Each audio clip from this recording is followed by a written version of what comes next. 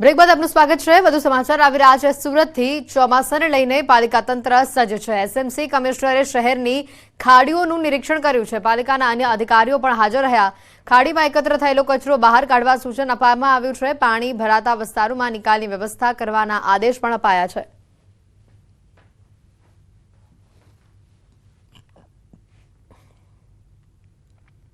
સુરત પાલિકા તંત્ર દ્વારા પ્રી મોન્સૂન કામગીરીનું નિરીક્ષણ કરવામાં આવ્યું છે। શહેરના તમામ ખાડીઓ પર એસએમસી કમિશનર દ્વારા નિરીક્ષણ કરવામાં આવ્યું છે। પાલિકાના ડીવાય હેલ્થ કમિશનર આશિષ નાયક સહિત ઝોનલ અધિકારીઓ પણ ઉપસ્થિત રહ્યા હતા। ખાડીઓમાં એકઠો થયેલો કચરો બહાર કાઢવાના સૂચનો આપવામાં આવ્યા।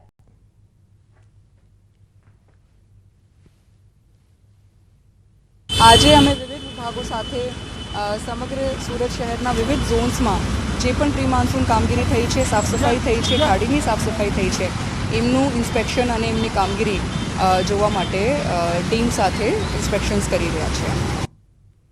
અમરેલીના ધારીમાં ગ્રામ્ય વિસ્તારોમાં સિંહના આટાફેરા કેદ થયા છે। ગોપાલ ગ્રામમાં પશુનું એક મારણ કર્યું હોવાનું પણ સામે આવ્યું। જર અને મોરજર ગામમાં સિંહ કેમેરામાં કેદ થયો છે। આ દ્રશ્યો સામે આવ્યા।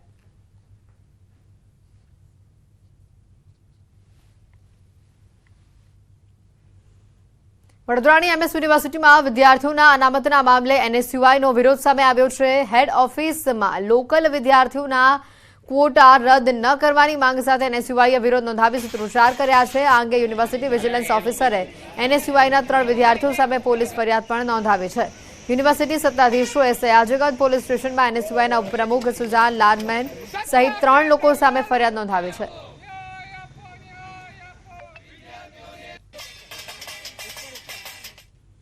અરવલ્લીમાં કથિત નકલી સરકારી કચેરી મામલે તપાસ કરવામાં આવી રહી છે। અરવલ્લી ડીડીઓએ તપાસ કમિટીની રચના કરી છે। તપાસ કમિટી જપ્ત કરાયેલા સાહિત્યની તપાસ કરશે।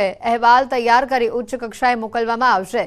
જિલ્લા પ્રાથમિક શિક્ષણ અધિકારી કમિટીના અધ્યક્ષ, નાયબ કાર્યપાલક ઇજનેર, વિભાગીય હિસાબી કર્મચારી સભ્યો, કમ્પ્યુટરની ચકાસણી માટે ડીએલઈ કર્મચારી પણ કમિટીના સભ્યો તમામ ચકાસણી કરશે।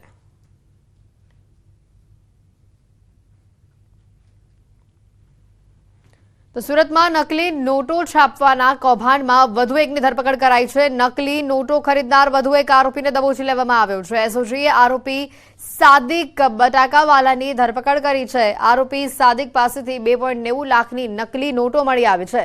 અગાઉ પોલીસે નકલી નોટો પ્રકરણમાં 3 લોકો પકડ્યા હતા। ત્રણેયની પૂછપરછમાં આરોપી સાદિક બટાકાવાલાનું નામ સામે આવ્યું। સાદિક બજારમાં નકલી નોટ ફેરવતો હતો।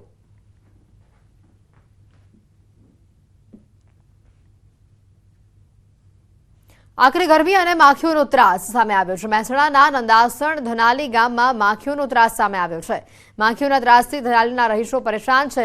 છેલ્લા ઘણા દિવસોથી ગામમાં માખીઓનો ત્રાસ વધ્યો છે। ઘરમાં, ઘરની બહાર જ્યાં જુઓ ત્યાં માખીઓના ઝુંડ જોવા મળી રહ્યા છે। માખીઓ વધતા લોકોનું રોજિંદુ જીવન પણ મુશ્કેલીભર્યું બન્યું છે। વધતી માખીઓના કારણે સ્થાનિકોમાં રોગચાળાની પણ ભીતિ સેવાઈ રહી છે।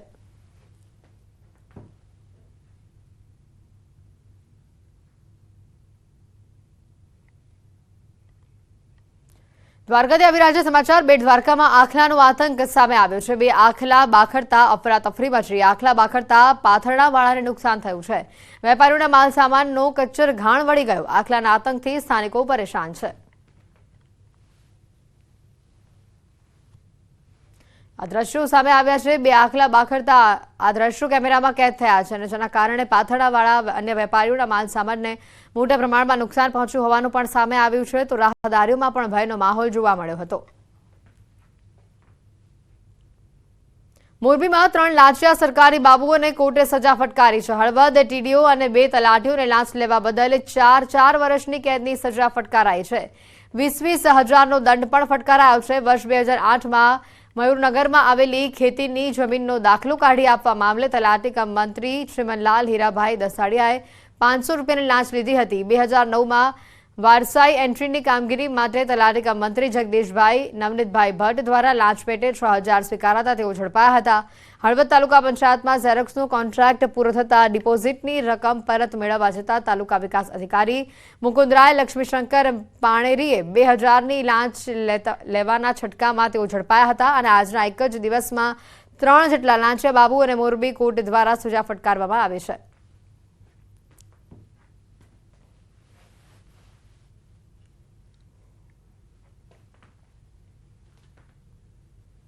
નવસારીથી આવી રહ્યા સમાચાર. ચીખલીના કલિયારી ગામે તસ્કરો ત્રાટક્યા. તસ્કરોએ 7 થી વધુ દુકાનના તાળા તોડ્યા. રોકડ રૂપિયા અને માલસામાનની તેઓ ચોરી કરી. સીસીટીવીના ડીવીઆર પણ તેઓ સાથે લઈ ગયા. પોલીસે તસ્કરોને પકડવા તપાસ શરૂ કરી છે. સીસીટીવીના ડીવીઆર પણ સાથે લઈ ગયા હોવાની માહિતી સામે આવી છે. પોલીસે તસ્કરોને પકડવા માટે હાલ તપાસ શરૂ કરી છે.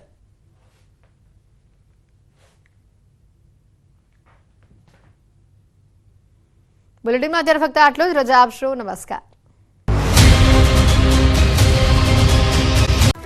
આપ જોઈ રહ્યા છો મીડિયા રિપોર્ટ અને હું છું આપની સાથે હેતવી. અને સૌપ્રથમ વાત કરીશું આગાહીકારોના વર્તારાની.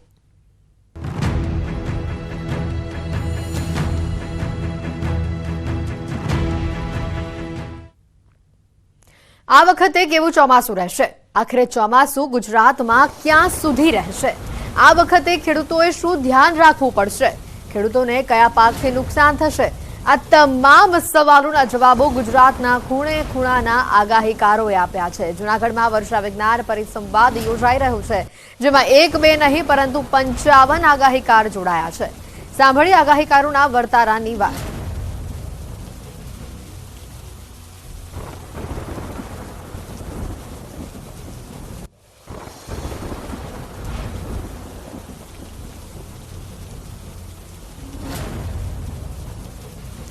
જૂનાગઢના રમણીક વામજાનો જે વર્તારો સામે આવ્યો છે, તેમણે વર્તારો કાઢ્યો છે. રમણીકભાઈએ ગુજરાતના ખેલૈયાઓ માટે મોટી આગાહી કરી.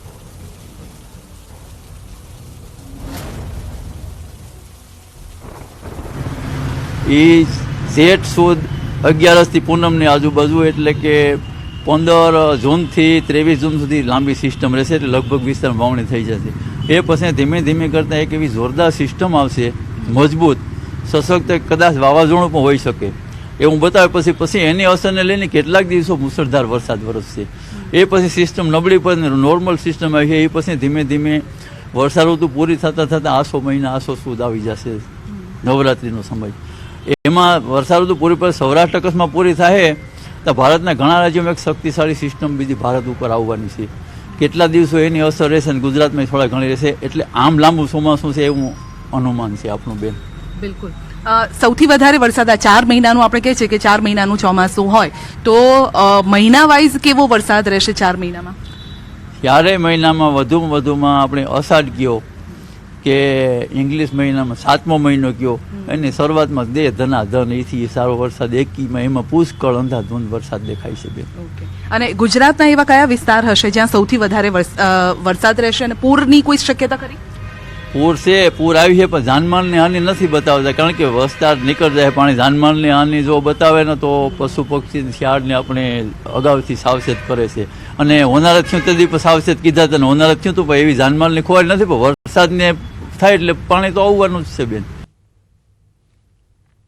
જૂનાગઢના રમણીક વામજાનો જે વર્તારો તેમણે કાઢ્યો છે. રમણીકભાઈએ ગુજરાતના ખેલૈયાઓ માટે મોટી આગાહી કરી છે. તેઓના મતે આ વખતે નવરાત્રીમાં જોરદાર વરસાદ થઈ શકે છે.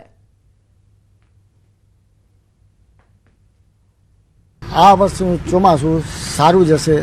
55 થી 60 ઇંચ વરસાદ થશે. 3 તબક્કાવાર વાવણી થશે. પહેલી વાવણી 15/6 થી 17 જૂનની અંદર થશે. બીજી વાવણી 22 જૂન અને ત્રીજી વાવણી 25/6 થી 30 જૂન. સમગ્ર સૌરાષ્ટ્રમાં વાવણી લાયક વરસાદ થશે. અને જુલાઈ માસમાં 15/7 થી 30/7ની અંદર સૌરાષ્ટ્રમાં અતિવૃષ્ટિ થશે. વેરાવળ બંદર ઉપર જે વરસાદ વધારે થશે. અને આ વર્ષે સમગ્ર સૌરાષ્ટ્રની અંદર વરસાદ સારો થશે અને પાક પાણી પણ સારું થશે. અનાજ પાક ઉત્પાદન વધારે થશે. આ વર્ષે ઓગસ્ટના પહેલા વીકની અંદર વરસાદ ઓછો થઈને બીજા વીકની અંદર વધારે વરસાદ થશે. અને તારીખ 26/9થી હાથિયા નક્ષત્ર બેસે છે. હાથિયા નક્ષત્ર એટલે નોરતાની અંદર એક ગાજવીજ સાથે વરસાદ થશે અને ચિત્રા નક્ષત્ર પણ વરસાદ થશે. એટલે પાક પાણીમાં ખેડૂત માટે નુકસાન છે ને ખેડૂત માટે ખાસ સારું સાચવવું. આ વર્ષે ખેડૂત માટે લાલ વસ્તુ એટલે મગફળી, લાંબો લાંબુ ચોમાસું હાલ છે અને મગફળીની વાવેતર કરવો તો સારું છે. જેઠ નોરતા એટલે શરદ પૂનમ સુધી નોરતાની અંદર અતિ ભારે વરસાદ થશે, કારણ કે હાથિયા નક્ષત્ર ચિત્રા નક્ષત્ર પાછળ વરસાદ થશે. અને આ વર્ષે 5-6 થી જૂનમાં વરસાદ ચાલુ થશે અને 4 મહિના વરસાદ સારો જશે. અખાતીનો પવન છે, અખાતીના પવનને જોવાની પદ્ધતિ 4 ને 35 મિનિટથી 6 ને 11 મિનિટ અખાતીને પવનની હિસાબે વરસ અને વાદળા હોવાથી આ 4 મહિના વાદળા અને ગરમી પણ વધારે હશે. હોળીના પવન અંદર 6 મિનિટ જોવાની હોય છે, જ્યારે હોળીના પવન નૈઋત્ય પવન 5 મિનિટ વાય અને ઊંચી ઝાડ હોવાથી રાજા પ્રજા સુખ શાંતિ સૂઈ શકે નહીં, એક હું અનુમાન કરું છું. આ વર્ષે ચોમાસું લાંબુ હાલશે અને ખેડૂત માટે રોગચાળો પણ વધારે આવશે તેવું મારું અનુમાન છે. આ વર્ષે ખેડૂત માટે મગફળી વાવેતર વધારે સારું. આ વર્ષે કપાસની અંદર કપાસ નકલી બિયારણ આવવાથી કપાસની અંદર જે રોગચાળો આવે છે અને પવનના વાવાઝોડું હોવાથી કપાસના પાકમાં નુકસાનને ઉત્પાદન કરી શકતા નથી. અને આ વખતે લાંબુ એટલે મગફળી અને તુવેરદાર વાવે વધારે સારું. તો સાથે જ આપણે બતાવી દઈએ મોહનભાઈ દલસાલિયાએ પણ ગુજરાતના ખેડૂતો માટે આગાહી કરી છે. ભાદરામાં જે વરસાદ થાય છે ને એ સારું ચોમાસું. કદાચ રોહિણી નક્ષત્ર છે એ 25મી મે બેસે, પછી મૃગક્ષર છે એ 6-7મી જૂને બેસે, એટલે એમાં વરસાદ આવે પણ બધી જગ્યાએ વાવણી કરે એવું નથી થતું, જ્યાં પડીને પડી જાય એવું છે. સારો વરસાદ આખા સત્ર જેને કહી શકાય એ જૂનની 21 પછીથી જે થશે વરસાદ એ બહુ સારો થશે. આખા ગુજરાતમાં લગભગ વાવણી કરી દેશે. જુલાઈના પહેલા વીક સુધીમાં બધી જગ્યાએ વાવણી થઈ જાય અને ચોમાસું સારું થશે અને પાણી પણ ત્યારે. એટલે વરસાદ જો સક્રિય જૂનમાં 21-22 તારીખથી થઈ જશે સારામાં સારું. બધા ભરાઈ જશે, પાણી એટલું બધું જમીનમાં જમા થઈ જશે, નદી નાળા પણ છલકી જશે, કારણ કે ચોમાસું ભરપૂર છે. અને ઓસ્ટ્રેલિયન અને અમેરિકન એજન્સી પણ અલ નીનો એમ કહે છે કે જૂનમાં ન્યુટ્રલ થઈ જશે. હવે અલ નીનો ન્યુટ્રલ થઈ જાય એટલે સમુદ્રનું પાણી ઠંડુ પડવા માંડે. હવે જ્યારે ઠંડુ પાણી પડે ત્યારે વરસાદ વધારે થાય, એ ભેજને ખેંચે છે. એટલે જૂન મહિના પછીથી વધારે ચોમાસું સક્રિય થવા માંડશે અને જુલાઈને એન્ડ આવતા તો લગભગ અલ નીનો લાલ નીનોમાં ફેરવાઈ જશે. એટલે ઓગસ્ટ અને સપ્ટેમ્બરમાં બહુ વરસાદ થશે એવું અમારું અનુમાન છે. ઓગસ્ટ સામાન્ય રીતે શ્રાવણ મહિનો છે ને સરવડાકીએ, પણ ઓગસ્ટની 15 પછીથી અને સપ્ટેમ્બરની એમાં વધારે વરસાદ જૂનમાં પણ જુલાઈમાં પણ થશે, કારણ કે એક સાથે વધારે વરસાદ થાય તો પૂર આવી જાય. પણ ડેમ અત્યારે ખાલી પડ્યા છે, જમીનમાં પાણી નથી, એટલે એ બધું ભરાતા હું માનું છું કે ઓગસ્ટની 15 પછીથી પાણી જમીનમાં સારું જમા થશે અને તે પછી નદીઓ ફૂલ હાલવા માંડશે એવું અનુમાન છે. મગફળી બહુ સારી થતી હોય જે વિસ્તારમાં, દાખલા તરીકે અહીંયા કેશોદ ગણો, કચ્છમાં ગણો, દરિયાકાંઠે પોરબંદર, એ બધામાં મગફળી એટલી બધી થાય છે કે 2-2 ખાંડી વીઘે ઉતરે. એ લોકોએ મગફળી વાવવા જેવું વરસ છે, કારણ કે ચોમાસું લાંબુ ચાલશે. G20 મગફળી એવી જાત છે કે કદાચ એ 5 ઇંચ વરસાદ પડે તો એ ખમી જાય અને લાંબા ગાળાના પાકે એને કાંઈ થતું નહીં. એટલે આવી ખેડૂતો પસંદ કરીને મગફળી વાવશે તો એને બહુ ફાયદો થશે. સૌરાષ્ટ્રમાં આ વખતે જામનગર અને દ્વારકા, જૂનાગઢ, અમરેલી એ દરિયાકાંઠાનો વિસ્તાર છે અને ત્યાં બહુ વરસાદ થશે. વચલો ભાગ છે સુરેન્દ્રનગર છે કે ભાવનગર આ બાજુનો ભાગ, ત્યાં માફકસર વરસાદ થશે. ઉત્તર ગુજરાતમાં પણ માફકસર, દક્ષિણ ગુજરાતમાં સારો વરસાદ થશે. તો ખેડૂતો માટે અહીંયા ખૂબ જ સારા સમાચાર છે. આગાહીકાર પરેશ ગોસ્વામી આપ્યા છે આ ખાસ કરીને વર્તારો તેમણે કાઢ્યો છે. ચોમાસા પર ચક્રવાતની નકારાત્મક અસર નહીં પડે, આ વાત પરેશ ગોસ્વામીએ કહી છે.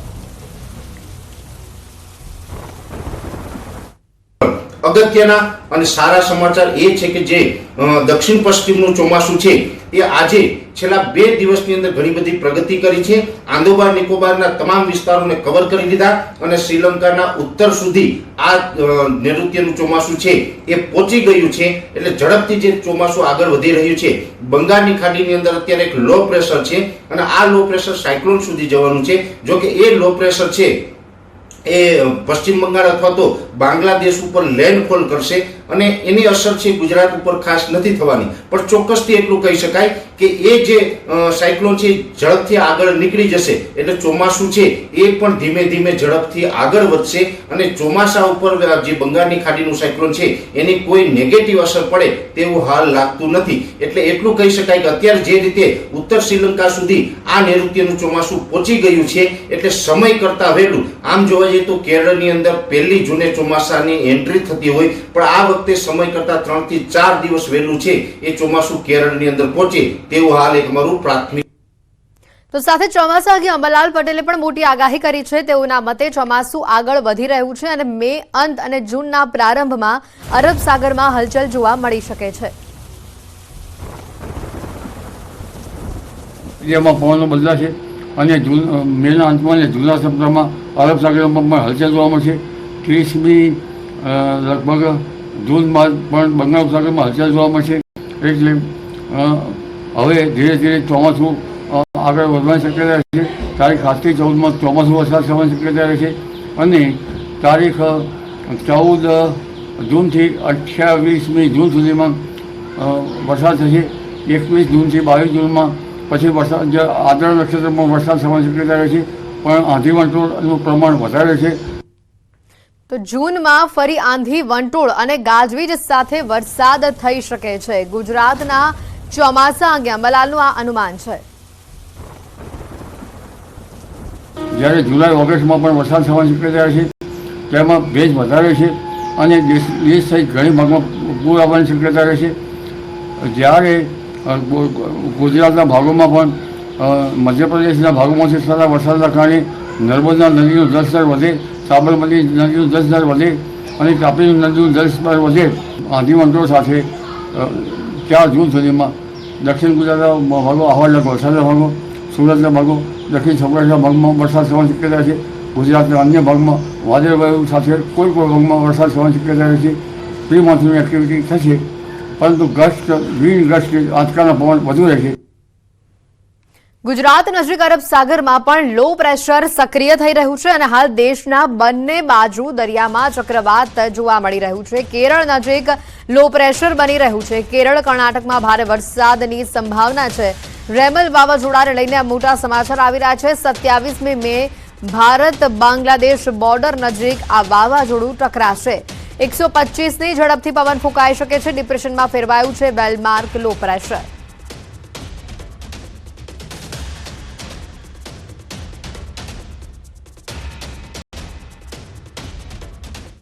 તો ગરમીથી શેકાતા ગુજરાતવાસીઓ માટે પણ અહીંયા રાહતના સમાચાર છે. આગાહીકાર પરેશ ગોસ્વામીએ રાહતના સમાચાર આપી દીધા છે.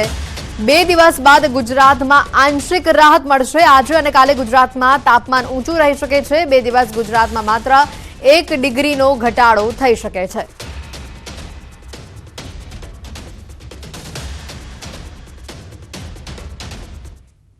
આ ઊંચા તાપમાનની અંદર હવે જોવા જઈએ તો આવનારા 2 દિવસ પછી તાપમાનમાં રાહત મળે તેવી શક્યતાઓ છે. છતાં પણ હજી 24 અને 25 મે એમ 2 દિવસ સુધી રાજ્યની અંદર તાપમાન છે ઊંચું જોવા મળશે. 24 અને 25 મે જે ઊંચું તાપમાન જોવા મળવાનું છે એની અંદર જે છેલ્લા 2 અઠવાડિયાથી આપણે જે તાપમાન હતું એના કરતાં 1 ડિગ્રીનો ઘટાડો થશે. એટલે 24 અને 25 મે દરમિયાન કોઈ મોટો ઘટાડો તાપમાનની અંદર જોવા નહીં મળે, પણ ચોક્કસથી એટલું કહી શકાય કે 2 અઠવાડિયાની સરખામણીએ 1 ડિગ્રી તાપમાનની અંદર 24 અને 25 મે દરમિયાન ઘટાડો નોંધાશે અને 26 તારીખથી તાપમાનની અંદર ઘણો બધો ઘટાડો નોંધાશે. 26 તારીખથી લઈને 30 મે 2024 નું જે આ રાઉન્ડ છે એ સમયગાળા દરમિયાન તાપમાનની અંદર 4 થી લઈને 5 ડિગ્રીનો ઘટાડો નોંધાય તેવી શક્યતાઓ છે. આ ઊંચા તાપમાનની અંદર હવે જોવા જઈએ તો જે રીતે વાત આવે છે 26મી મે થી ગુજરાતવાસીઓને મોટી રાહત મળી શકે છે. અગરભઠ્ઠીમાં શેકાતા ગુજરાતવાસીઓ માટે આ મોટા સમાચાર છે. 26મી મે થી ગુજરાતના તાપમાનમાં મોટી રાહત મળશે. 26 મે થી ગુજરાતના તાપમાનમાં 4 થી લઈને 5 ડિગ્રી તાપમાન ઘટશે. તમામ જે વિસ્તારો છે ત્યાં 4 થી 5 ડિગ્રીમાં તાપમાનમાં ઘટાડો જોવા મળશે.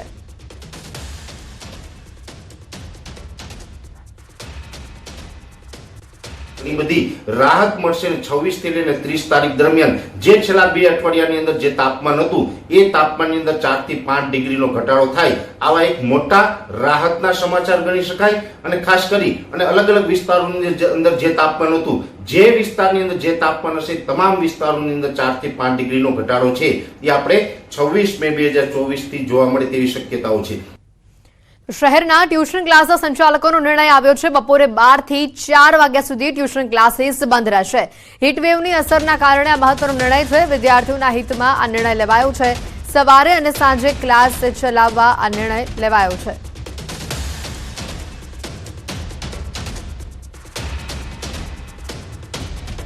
અમદાવાદના અને ખાસ કરીને ફેડરેશન ઓફ એકેડેમિક એસોસિએશનના ચેરમેન હેમાંગભાઈ રાવલ આપણી સાથે છે.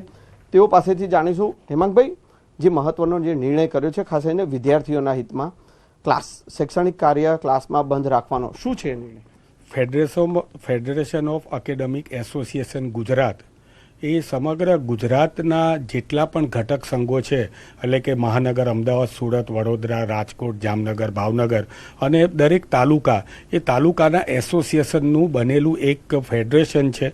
અને આ ફેડરેશનની કોર કમિટીએ નિર્ણય કરેલો છે કે સમગ્ર ગુજરાતની અંદર જ્યાં જ્યાં એજ્યુકેશન સેન્ટર છે, ફેડરેશન સાથે સમગ્ર ગુજરાતમાં અત્યારે 20,000થી વધારે કોચિંગ ક્લાસીસ સંકળાયેલા છે.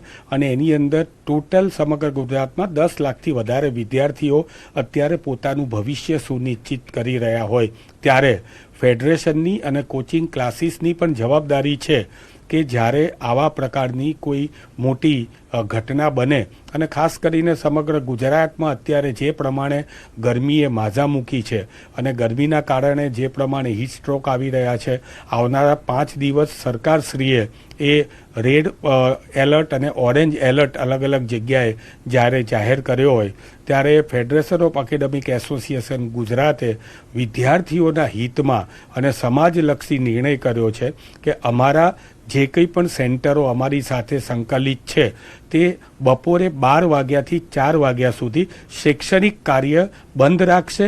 અને વિદ્યાર્થીઓને જ્યારે પણ એ સમય સિવાયના સમયમાં પણ ભણાવવાનું થશે, જ્યારે તેમના ઇન્ફ્રાસ્ટ્રક્ચરની અંદર એર કન્ડિશન ઇન્ફ્રાસ્ટ્રક્ચર હોય તો એસી સંપૂર્ણ ચાલુ રાખવા માટે એમને આપણે વિનંતી કરેલી છે, અનુરોધ કરેલો છે. વિદ્યાર્થીઓ માટે લીંબુ પાણીની વ્યવસ્થા અને અન્ય પ્રકારની વ્યવસ્થા પણ કરેલી છે. અને એસઓએસની અંદર મેડિકલ કિટની પણ વ્યવસ્થા ફેડરેશન દ્વારા રાખવામાં આવેલી છે. કેમેરામેન નિલેશ સોસા સાથે સંજય ટાંક, ન્યૂઝ 18 ગુજરાતી, અમદાવાદ.